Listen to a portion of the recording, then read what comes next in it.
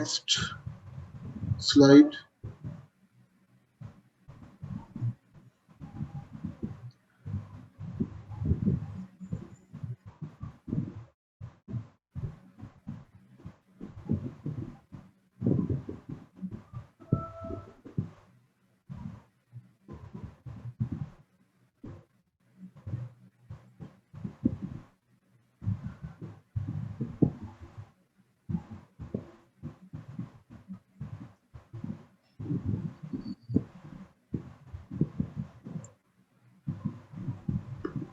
No, no issues. Okay. So today we'll be taking up business law. There's a definition that set of rules for the governance of certain transactions and relations between business persons. That means between business organizations, business or business organization. Please mute your mic. Business organizations, they continuously transact with each other, particularly for the sale of goods. Sometimes certain companies, they need raw material. Some companies, they need semi-finished goods. So always there are transactions. Then consultancy services are provided by certain business organizations. Transfer of technology also takes place between business organizations. Then we have business organizations and their stakeholders.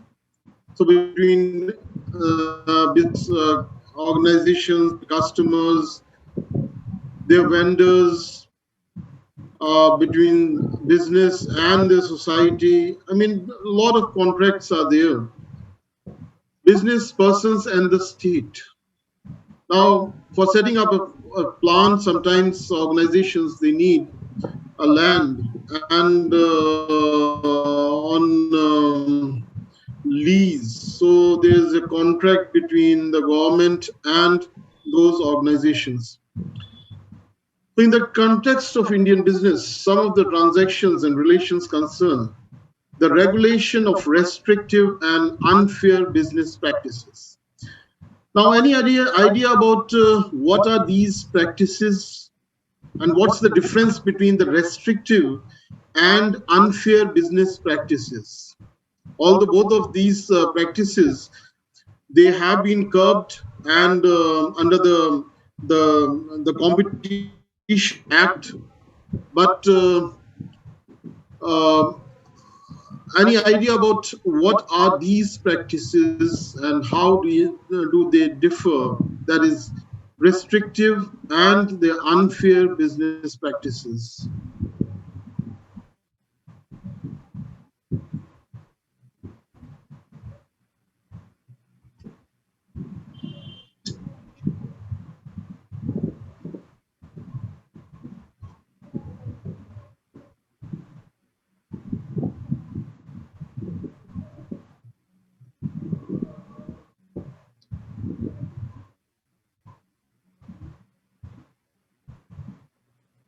Yes, any idea?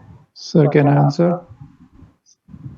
Yes, sure. Sir, what's your name? Muhammad Aqdas. Okay. Sir, example of restrictive activity is selling drugs, which is illegal. And selling drugs, basically they are restrictive, rather unlawful or illegal. So is there a difference between illegal and restrictive? Yes, of course. I'll explain that. Yes, anybody else?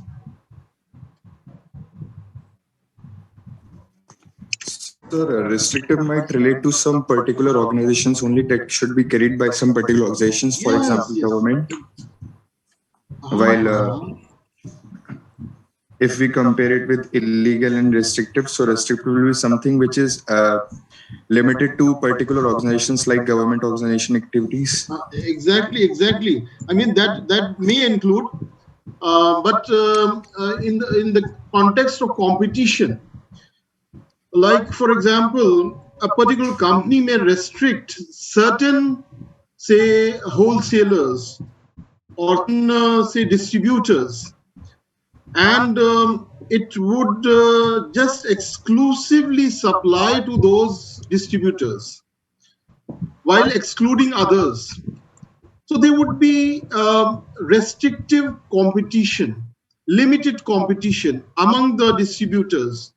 And suppose we have one distributor in Aligarh, so he would have a monopoly on distributing the company's product. And unless there is free competition, the interest of the consumers cannot be ensured. So that this is the reason why restrictive business practices, they are not allowed under the law. So uh, companies, they are bound to give free access of their, say, products or sometimes services, for example, intellectual property rights. So other companies should have access to that right. I mean, whoever wants to get it on license, for example, can get it on license. I mean, there should not be any restriction. So this is basically a means by which certain companies, they restrict the competition. Likewise, the same is true of cartels. You may have heard of cartels where certain organizations or certain companies, they they keep say close relation with each other. They form an association and exclude other companies from that cartel. So this way they form a big say group, and they are able to influence the prices even. So that also basically is form of restrictive business practice. um, Now, differentiating it with the unlawful business practices. Unlawful means any business practice that has been basically uh,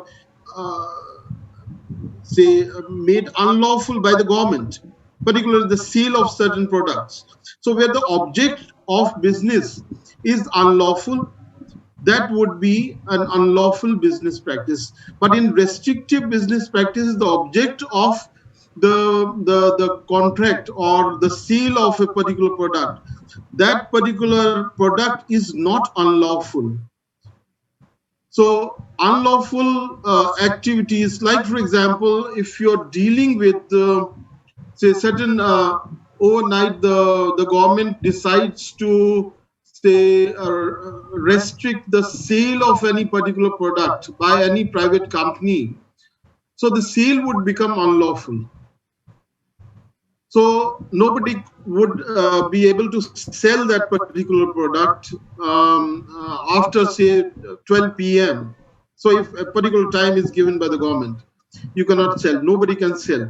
So any contracts which are made prior to that enactment of rules becomes void.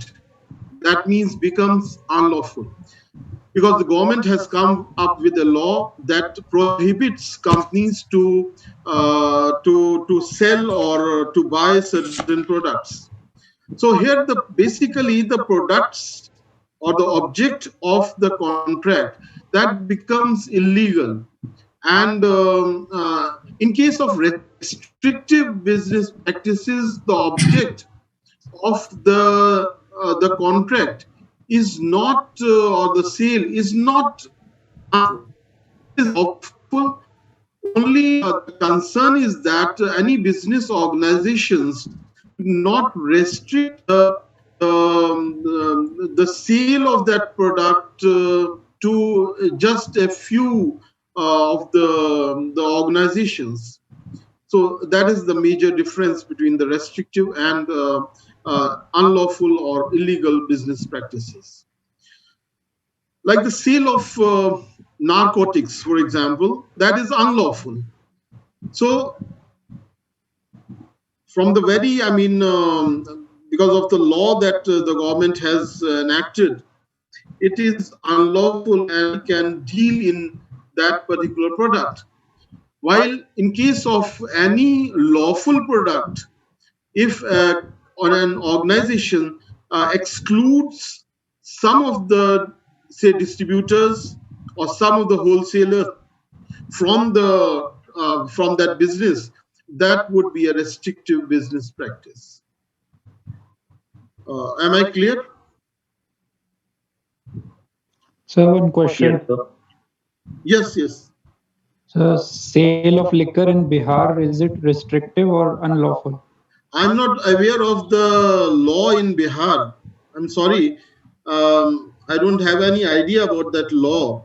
In some states, it's totally illegal. In some states, it's legal. Um, so, the law of that particular place, if it's illegal, naturally, nobody can sell that particular product. In some other states, it may be legal. For example, in many of the tourist places like Goa, I've heard that it's legal there. So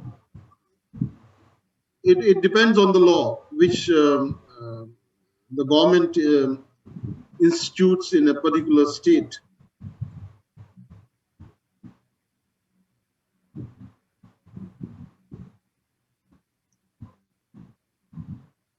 Likewise, suppose uh, we have another country with which India has good relations, and our Indian companies, they enter into a contract with suppose a particular country, and the contract would be legal.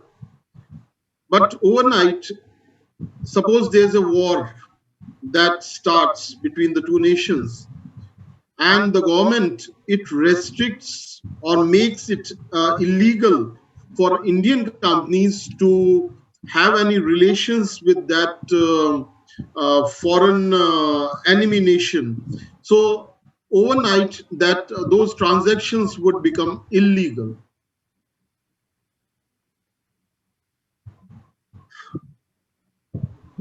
So basically, the legality of conducting a particular business depends on the laws which are made by the government, and which the government changes from time to time.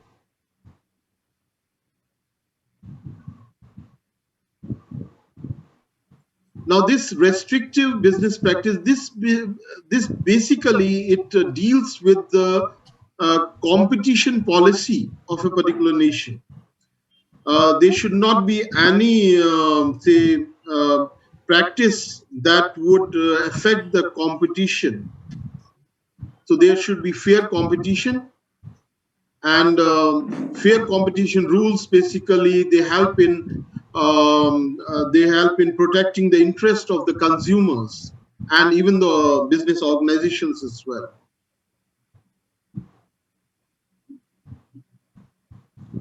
Yes, anybody else?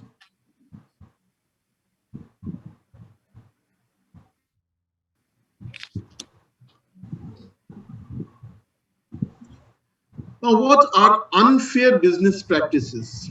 Any idea about this unfair business practices?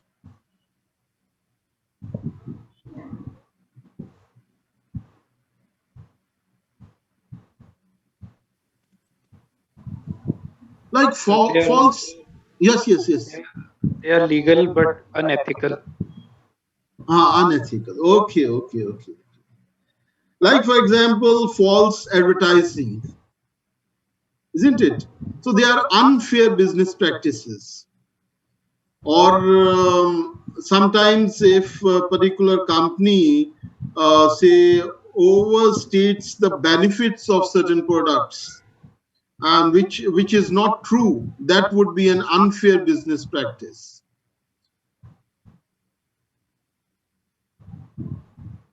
Uh, then we have foreign exchange management and regulation. So perhaps you may be having this idea about the foreign exchange management. Um, this particular type of relation, this companies they have to abide by the Foreign Exchange Management Act. Then insolvency of business persons. That means particularly of the organizations. So what would happen to the stakeholders in case there's insolvency? Promotion of conciliation and arbitration for settlement of business disputes. One way of resolving the disputes is through the regular those courts of the nation, and the other ways of swiftly resolving the disputes is through conciliation, mediation, and arbitration. So where parties they mutually help each other in resolving the disputes, or sometimes they involve a third party to settle the dispute at some organization. And there are international organizations as well. On an international level, even those organizations they help in settlement of business disputes in very swift way, like the International Chamber of Commerce based in Paris, or the Permanent Court of Justice based in Hague. So such organizations they also help in this arbitration process, which is a quick process where only usually three parties, one the mediator and or the arbitrator and the two disputing parties, they sit together and they apply the rules of that particular business transaction under which they have transacted, and they find the settlement in a private way, and it's a quick basically means of resolving the dispute, and even very less costly way of resolving the disputes. The regulation of companies incorporated under the Companies Act 1956. So there are rules how companies they are incorporated under the Companies Act, and what are the requirements for the companies, how they float the shares, and how many members are there are necessary to form a private limited company or a public limited company, and how companies they come into existence. So we will perhaps in the third unit of this course we'll take up in detail the this Companies Act 1956.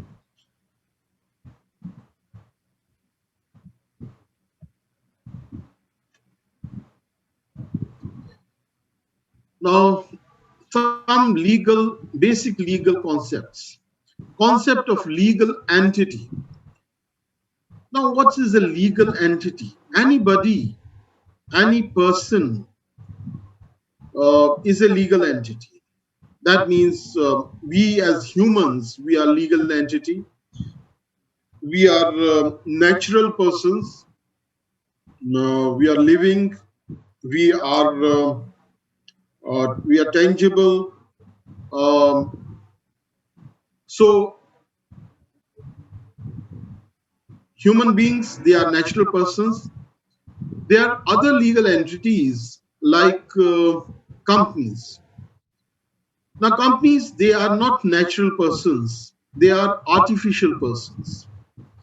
Now, these artificial persons, they come into existence under the Companies Act 1956. So, there are those rules by which um, private these companies they come into existence. Like for example, for creating a public limited company, you need seven members to form a public limited company. So all the requirements they have to be complied with in forming a legal person, in legal artificial person. Any legal person has certain legal rights and there are legal obligations as well. So, together, all persons, whether they are natural persons like human beings or artificial persons like companies or societies or cooperatives. Now, cooperatives, they are formed under the Cooperatives Act. So, societies, they are formed under the Societies Registration Act. So, uh, whether any particular organization which is formed under a particular act has certain rights. Um, and then when a particular person has certain rights, it also has certain obligations because it's a two-way process. You cannot have just rights and be free of the obligations.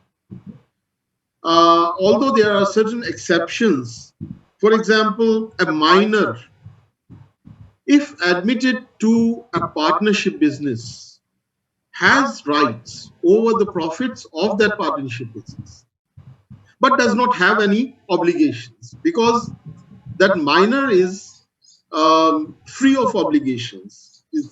Minor is less than 18 years of age and cannot take full or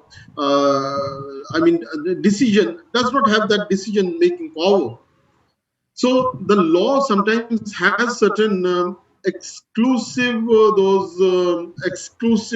exclusions to this particular uh, having this particular term of having obligations, certain obligations. So when you enter into a contract, any person, whether it's a company or any a natural person, um, the company or natural person acquires certain rights, and then it's since a contract is a mutual relation between two say parties. So when you have rights, you also have certain obligations towards the other partner or other, say, that partner to the contract. So rights and obligations, they come together, and only persons, they would have rights to property, rights to ownership, isn't it? So those rights are there. Um, this is true for the natural or artificial persons. Now, any non-living thing does not have any rights, or even animals, they don't have those rights. Animals don't own the property. Basically, it's the guardians or the owners of those animals who own the property. So inanimate things or animals, they don't have rights. Only humans or humans or artificial persons, they have those rights. Now we have personal rights. Now these personal rights, they relate to the matrimonial rights. That is the rights between the husband has over the wife, or the wife has over the husband, or between the father and the offspring or the children. So those are the personal rights. And then we have proprietary rights. The rights are inheritable. For example, the ownership of the shares of a particular company, or the ownership of a business organization, or the ownership of a house. Now, such rights, they are inheritable, and there's no vacuum in those rights. I mean, as soon as a particular person, he ceases to exist, or uh, person I'm it's it includes both humans as well as companies.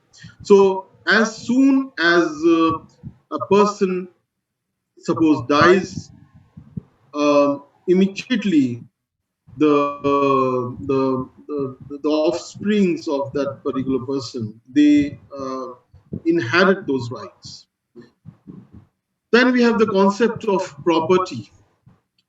Property, like for example, there cannot be any contract unless there is a property.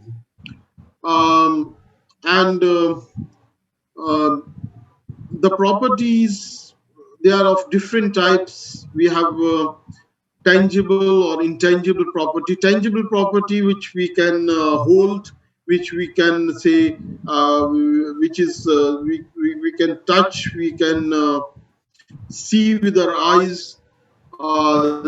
These are the tangible properties, whether it's real property or some personal property. So tangible properties, they you like your motorcycle or your car. That's a tangible property. Intangible properties, they you cannot touch those properties. You cannot hold those properties with your hand, or you cannot see such properties. But then such properties, they exist. For example, intellectual property right. Then it has right over that intangible property, and nobody else can make use of that patent unless it is authorized by the holder of that particular patent. So if the holder of the patent authorizes another person to make use of that intangible property, then only that intangible property can be used by some other person. Because the concept of property is that it is exclusive. For example, a particular property may be in the name of a particular person. The motorcycle is in name of a particular student, and or the land is in the name of a particular person, or intellectual properties like copyrights or trademarks or patents, they are in the name of a particular organization or a particular inventor. So it is exclusive, right?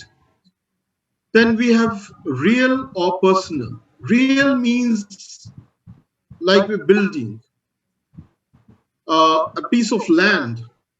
That's a real property, which cannot be moved.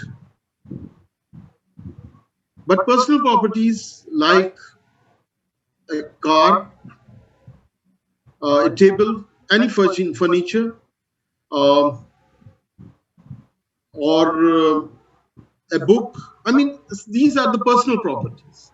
So personal properties can be moved easily and can be sold to other persons and can be moved from a particular place to another place. While the land cannot be moved, the land would be there. It's a real property. You cannot move that land. Likewise, any tree which is growing on the land, it's also part of the real property because it's part of the land. But once the tree is cut into logs, it becomes a personal property because now these logs can be sold and they can be moved, they can be loaded onto the truck and can be moved anywhere. So likewise, in a building, for example, if a particular house is sold, it is sold along with all the fixtures. For example, if there's a AC which is installed, or the bathroom has certain those faucets and sinks and all those wash basins and other things. So they become part of the real property. Once a house is sold, it's sold with all the fixtures. But if it's, I mean, not agreed between the two, say, parties, that the fixtures would be removed by the seller, then only moved. Otherwise, they have to be sold along with the house. So once those fixtures they are removed, they become personal property.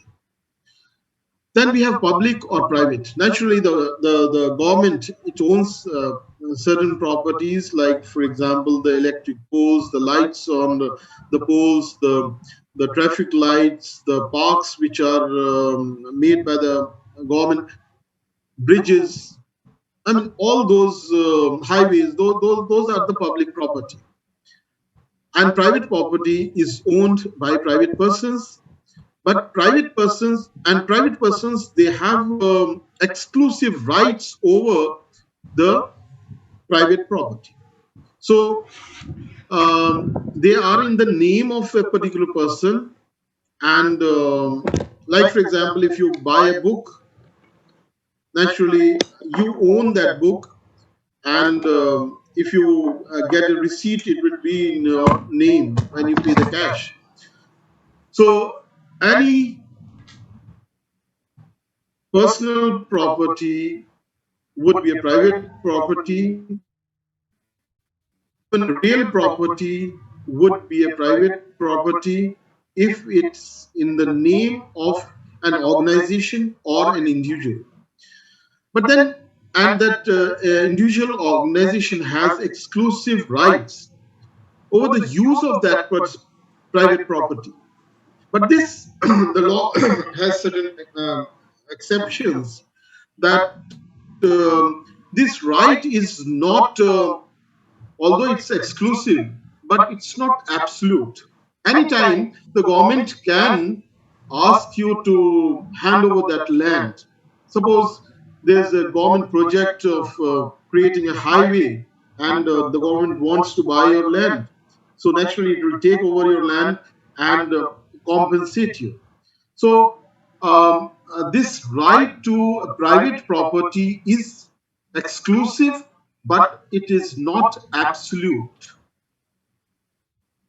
Then intellectual property rights, as I said, that copyrights, trademarks, industrial designs, patents, geographical indications, trade secrets, layout designs of integrated circuits. All these are the intellectual property rights, which are intangible in nature, but then they are personal rights, they are private rights, which the holders of the intellectual property rights, they maintain, and nobody else can you make use of that particular intellectual property unless it's approved by the owner of the intellectual property. So there is exclusive right which the owners, they usually possess. Then concept of ownership. Now ownership exists when there is an object, whether it's an intellectual property. So there's an intimate relationship between the owner and that object.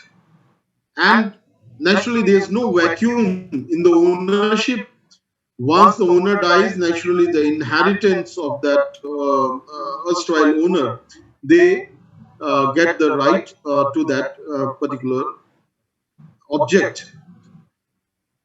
Then concept of possession. Now possession means that even if you do not have the ownership, the law, it gives permission to peaceful possession of a particular property. Like, for example, if you're a tenant and you have signed a contract, suppose for 11 months, that you'll reside in a particular flat or a particular apartment which you do not own. So you are in possession. Nobody can, I mean, the owner cannot leave that premises, and cannot force you to leave that. So you have that right to the possession. Likewise, in a sale of goods, people or the buyers, they have the right to possess uh, that particular good which they have bought, even if they have not paid the price of that particular good. Like, for example, certain goods, they are sold on credit basis. So you have right to possession of that particular good.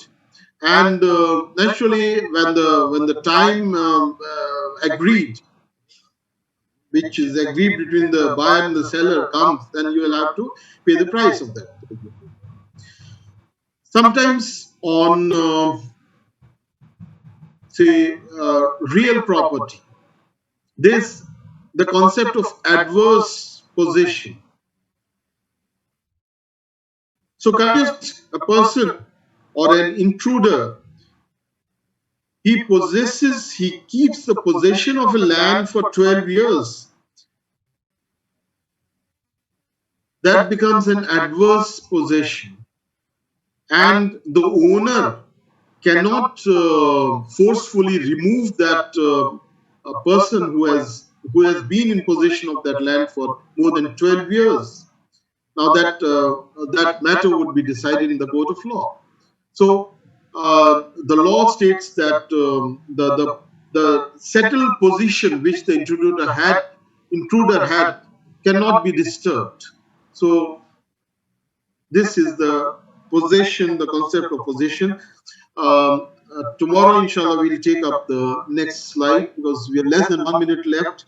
And particularly, if you have any questions, we can take up those questions tomorrow relating to this slide or the previous slide.